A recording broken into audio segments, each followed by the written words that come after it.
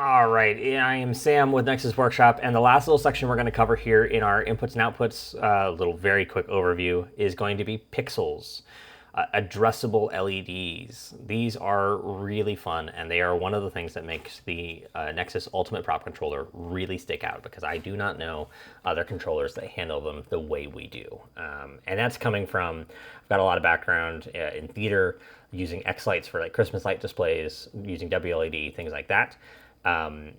X lights and WLED obviously take it to another level, but honestly, this rivals WLED in a lot of ways for this specific application, and that's saying a lot. The way this handles pixels is absolutely crazy.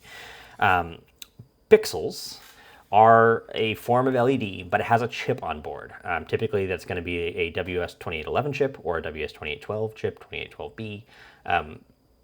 They can come in 5 volt or 12 volt variants, and they can also come in 24 volt variants. The thing that's going to matter on that, like 5 versus 12 volt especially, is you're going to power them from whatever voltage it needs, 5 or 12 volt. But then your digital pin, it's going to have one signal pin that's just going to connect to a pin on your board. In my experience, I don't tend to have to use level shifters. Your mileage may vary, especially if you're running 12 volt pixels or 24 volt pixels. You may have to use a level shifter to bring it up. With 5 volt pixels, I rarely have issues. The way that these LEDs actually work is for every single LED down the chain, it'll be either your little strip, or they'll come as little PCB modules, or as a thing called bullet pixels, which are like a single LED built into the housing. That's what the Christmas light people use a lot. Another one that recently came out are called pebble pixels or fairy pixels, and that's like little glue dots along the wires basically that have the LED in them. Either way, they have a single RGB LED, and then it has a chip behind it. That is what's driving that LED. And the really cool thing is you can keep chaining a bunch of them and they just take up the one pin. So you have 3 wires going into it. You have power, ground, and signal. And that's it. And you can drive hundreds of these. The number is weak based on the spec, but typically it's quoted as somewhere around 600 of them. Definitely in the range of 200 to 400, no issue. If you're going really crazy, you're probably wanting to do different things. The enemy of these is voltage drop. It is power. Remember, you are not powering these off of your board. Now, this board has a voltage regulator in it. So we have both like the board and the board. This breakout module has your little 12 volt input down here, and then it has a 3 amp 5 volt output on it. So you can put a good number of pixels just on it. How many? To be determined. It depends on how bright you drive them. If you're driving them full white, they use a lot of power. If you're just driving them like a dim blue or something like that, they don't use much. If you're doing like a dim blue with white speckles, it still doesn't use that much more, because it's about how many of the LEDs you have turned on, how bright at any given point in time. And there's just not a simple answer for that. You can measure it. You can measure the amperage you're pulling. And you can always just overspec it. So, if I'm doing something with a bunch of LEDs, I'm just going to put a big 5 volt power supply right there and power off that, or run 12 volt. But you could power an okay amount from here. That's not powering them from the chip module. It's powering them from the breakout, which has that voltage regulator on it. With voltage drop, we're going to have another video that will talk about like wire gauges and all that, but just know that it is a big deal with pixels. And it's a big deal with the data pin. Now, one of the things I said was that I don't typically have to use voltage regulators.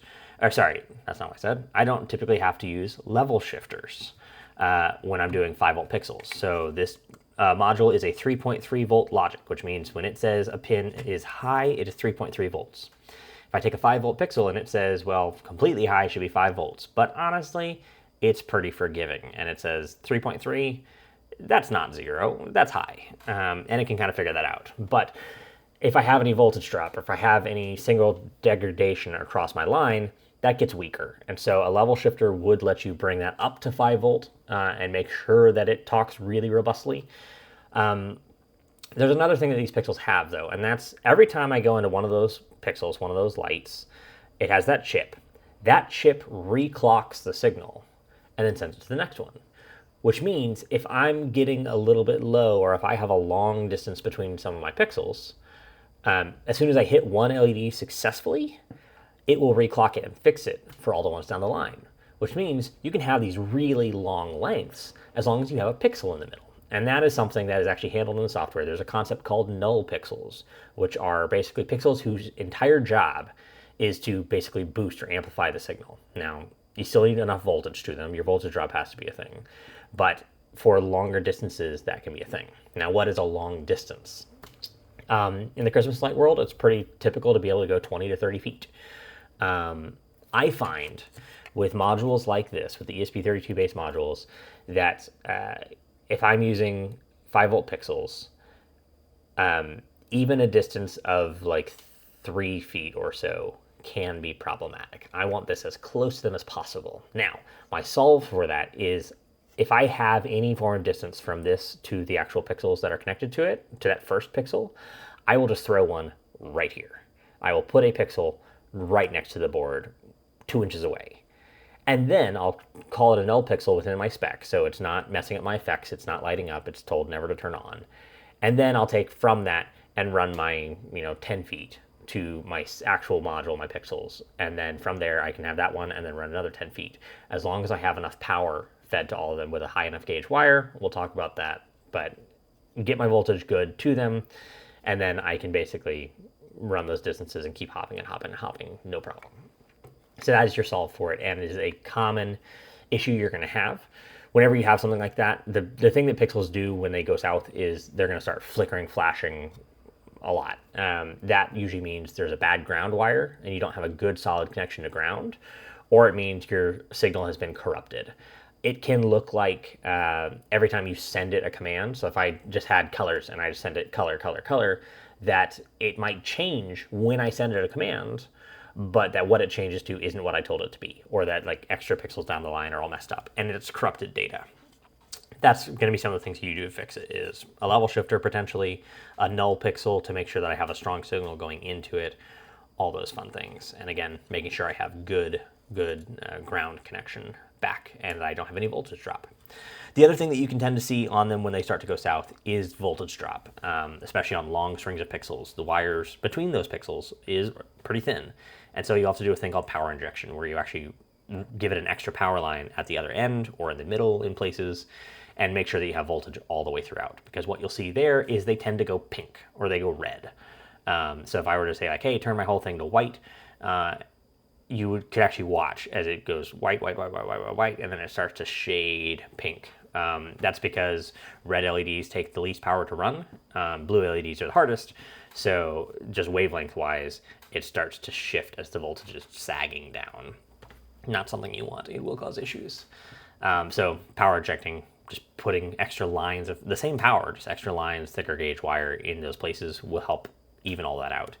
Another thing is just obviously these pixels can draw a lot. I have a little panel over there that's drawing 8 amps, just a panel this big. They can draw a ton.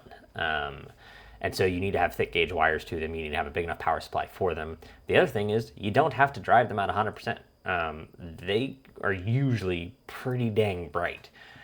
So just literally limiting down your brightness of what you use, not using 100 or using it sporadically or in certain parts, so you're not taking the entire thing and just blasting it, is going to go a long way for you.